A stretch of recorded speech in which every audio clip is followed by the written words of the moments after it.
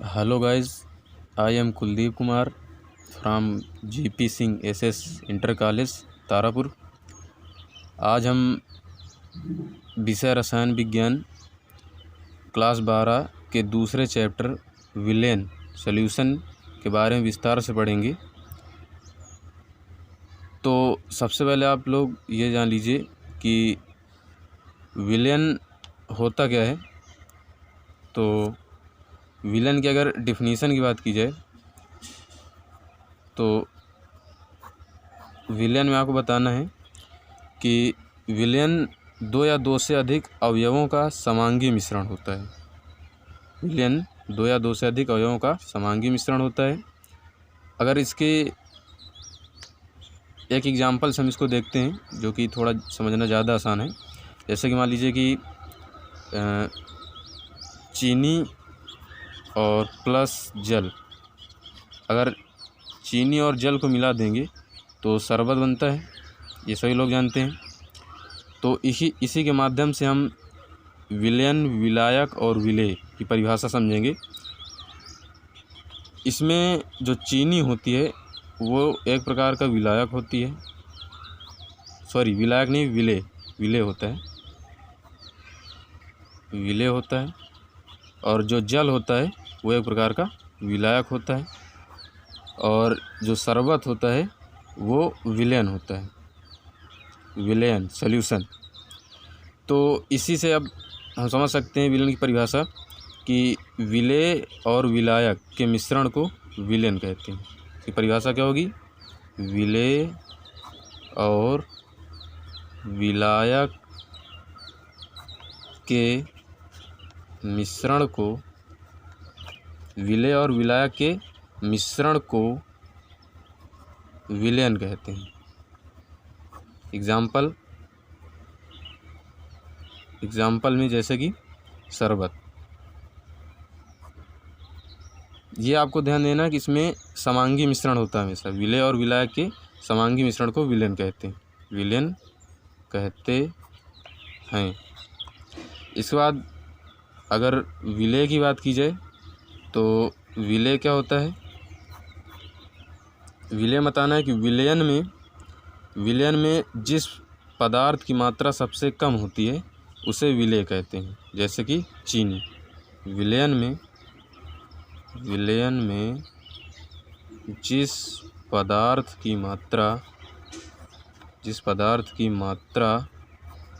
सबसे कम होती है उसे विलेय कहते हैं, विलेय कहते हैं। एग्जाम्पल जैसे कि चीनी। इसी प्रकार विलायक की अगर बात की जाए, विलायक में बताना है कि विलेयन में जिस पदार्थ की मात्रा सबसे अधिक होती है उसे विलायक कहते हैं। एग्जाम्पल जैसे कि जल। तो आशा करते हैं कि ये परिभाषा आपको समझ में आई होगी। इसके बाद हम बात करते हैं विलेनों के प्रकार की, टाइप्स ऑफ विलेन।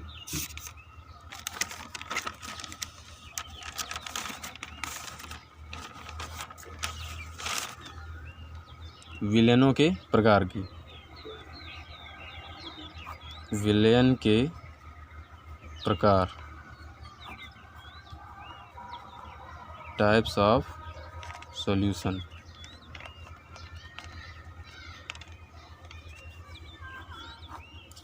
विलेन निम्न प्रकार से हो सकते हैं। जैसे कि गैसीय विलेन में अगर बात की जाए, गैसीय विलेन,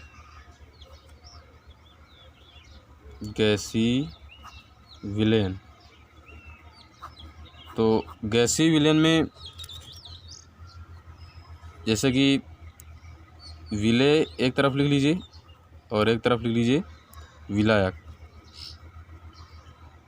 तो इधर आपको गैसीय विलेन के प्रकार बताना है तो आपको गैस ही कर देना। गैस इधर भी रहेगा, गैस इधर भी और गैस इधर भी।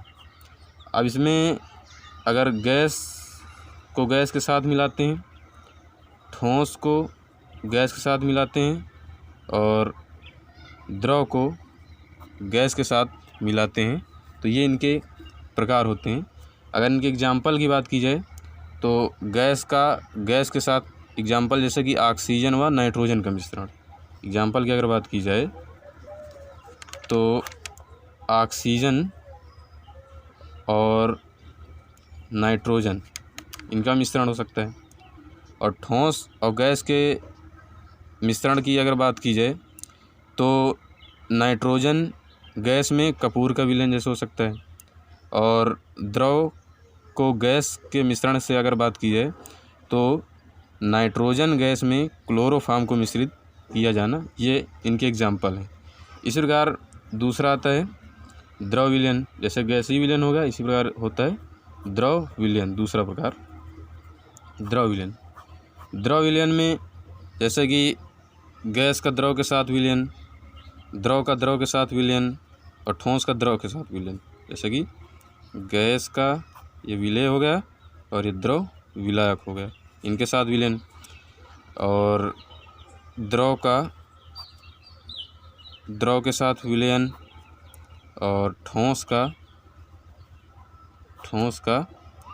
द्रव के साथ विलयन। इनके अगर एग्जाम्पल की बात की जाए तो जैसे कि जल में घुली हुई ऑक्सीजन गैस का द्रव के साथ विलयन हो जाएगा। और दूसरा द्रव में द्रव का विलयन जैसे कि जल में घुली हुई एथेनॉल, C2H5OH। और ठोस में द्रव के विलयन की अगर बात की जाए तो जल में घुला हुआ ग्लूकोज, C12H6O6, ये ग्लूकोज। इसी के आगे आता है तीसरा पॉइंट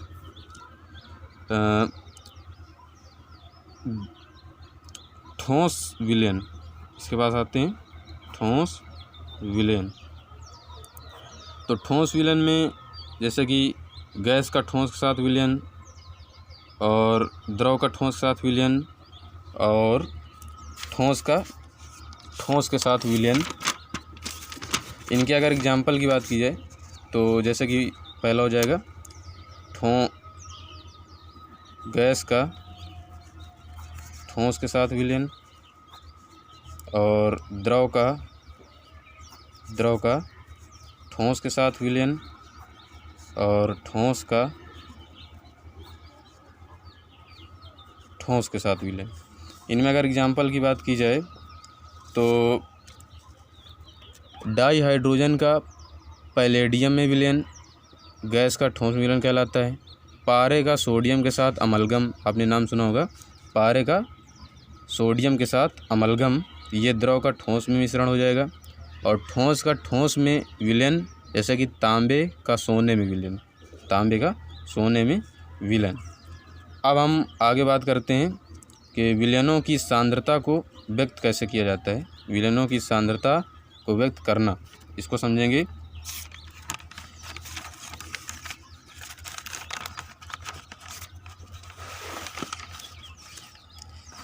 तो सबसे पहले इसमें आता है द्रव्यमान प्रतिशत। क्या आता है? द्रव्यमान प्रतिशत।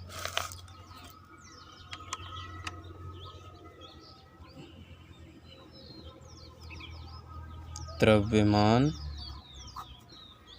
प्रतिशत।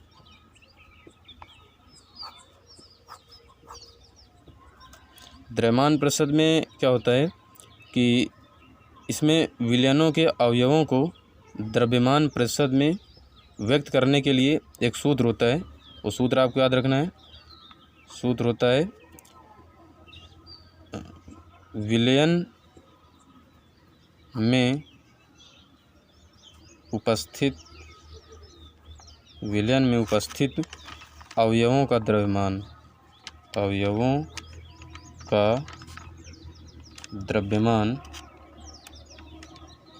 बटे विलयन का कुल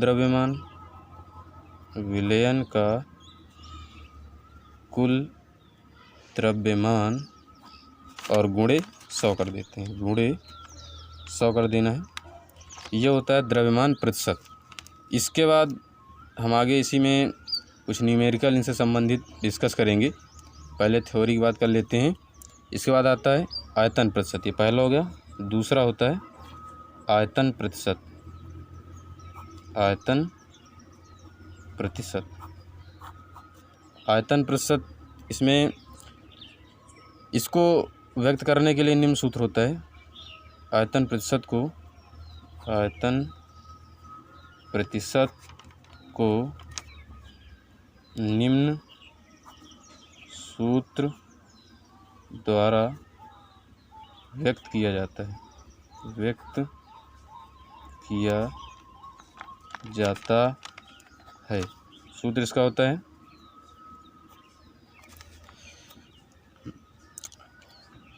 आयतन प्रतिशत, आयतन प्रतिशत बराबर अवयव का आयतन बटे विलयन का कुल आयतन गुणे 100। अवयव का आयतन बटे कुल आयतन, कुल आयतन गुणे 100। कुल आयतन विलयन का होगा ऊपर, विलयन का, विलयन का कुल आयतन गुणे 100। इसके बाद आता है पार्ट्स पर मिलियन। तीसरा पार्ट्स पर मिलियन, पार्ट्स पर मिलियन, इसे पीपीएम भी बोल सकते हैं, पीपीएम, पार्ट्स पर मिलियन। इसके अगर सूत्र की अगर बात की जाए तो इसके सूत्र होता है पार्ट्स पर मिलियन के लिए पीपीएम इक्वल टू अवयव के भागों की संख्या बटे विलयन में उपस्थित सभी अवयवों की कुल भागों की संख्या गुणे 10⁻6 इसमें होता है। इसके अगर सूत्र की बात की जाए तो अवयवों के भागों की संख्या बटे अवयवों के कुल भागों की संख्या, अवयवों के कुल भागों की संख्या गुणे 10⁻6, ये होता है पार्ट्स पर मिलियन, पीपीएम। इसके बाद हम आगे बात करते हैं जो कि बहुत ज़्यादा इम्पोर्टेंट है, वो है मोल अंश। मोल अंश, या इसे ही कभी कभी बोल देते हैं मोल प्रभाज, मोल अंश या मोल प्रभाज। इसकी अगर थ्योरी की बात की जाए तो थ्योरी होती है किसी विलयन में उपस्थित विलय के मोलों की संख्या तथा उस विलयन में उपस्थित विलय एवं विलायक के मोलों की संख्या के योगफल के अनुपात को मोल अंश या मोल प्रभाज कहते हैं। इसके लिए फार्मूला जो होता है वो ये होता है मोल अंश इक्वल टू अवयव के मोलों की संख्या बटे सभी अवयवों के कुल भागों की संख्या, ये बता सकते हैं। अवयव के मोलों की संख्या बटे सभी अवयवों के कुल भागों की संख्या, सभी अवयवों के अवयवों के कुल भागों की संख्या। इसको और समझने के लिए जैसे कि शार्ट में अगर इसको लिखना चाहें तो इसको लिख सकते हैं small n a upon na plus nb। ये होता है विलय के मोलों की संख्या और ये होता है विलय के मोलों की संख्या प्लस विलायक के मोलों की संख्या, यानी कि दोनों के विलय और विलायक के मोलों की संख्या के योगफल के अनुपात को ही मोल अंश कहते हैं। अब आगे बात करते हैं मोलरता क्या होती है। मोलरता,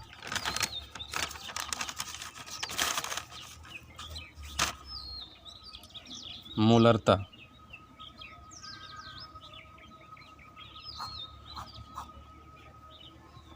मोलरता की अगर परिभाषा की बात की जाए तो बताना है कि 1 लीटर विलयन में घुले हुए विलेय के मोलों की संख्या को मोलरता कहते हैं।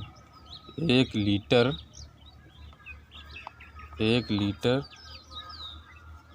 विलयन में घुले हुए मोलों की संख्या को 1 लीटर विलयन में घुले हुए मोलों की संख्या को मोलरता कहते हैं। मोलरता को m से प्रदर्शित करते हैं। किससे प्रदर्शित करते हैं?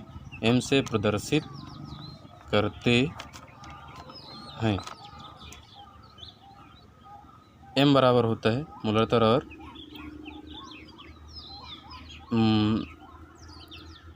विलेय के मोलों की संख्या, विलेय के मोलों की संख्या बटे विलयन के मोलों की संख्या। अब ये हमेशा लीटर में होता है, ये आपको ध्यान देना है कि विलयन की जो मात्रा होती है, विलयन का आयतन जो होता है, यहाँ पर मोलों की संख्या नहीं होगी, आयतन होगी। विलयन का आयतन हमेशा लीटर में होगा। इसकी परिभाषा यहीं से बना सकते हैं कि अगर इसका मान 1 कर दिया जाए, आयतन का मान यहाँ पर लिखा ना कि 1 लीटर विलयन में घुले हुए विलेय के मोलों की संख्या को मोलरता कहते हैं। सेम से करते हैं m बराबर विलेय के मोलों की संख्या बटे विलयन का आयतन लीटर में, यानी कि m बराबर लिख सकते हैं विलेय के मोलों की संख्या। मोलों की संख्या के लिए सूत्र होता है भार बटे अणुभार बटे आयतन लीटर में। ठीक, भार अणुभार ये सब आपने कक्षा 9-10 में निकालना सीखा होगा। किसी यौगिक का भार कैसे मतलब अणुभार कैसे निकालते हैं। ठीक, अब इसी के आगे बात करते हैं मोलरता के बाद मोललता क्या होती है।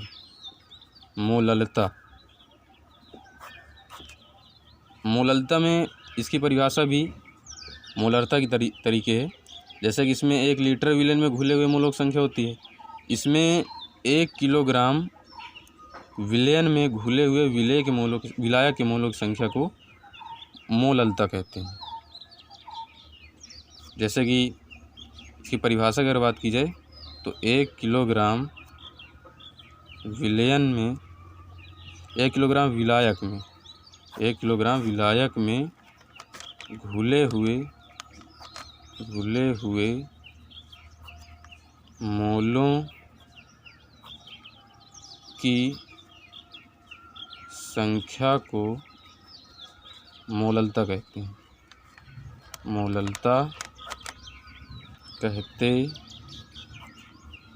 हैं। इसे भी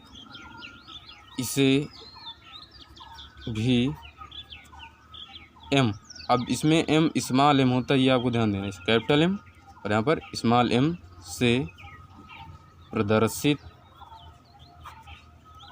करते हैं। इसके अगर फार्मूला की बात की जाए तो स्मॉल m बराबर हो जाएगा विलेय के मोलों की संख्या, विलेय के मोलों की संख्या बटे विलायक का आयतन,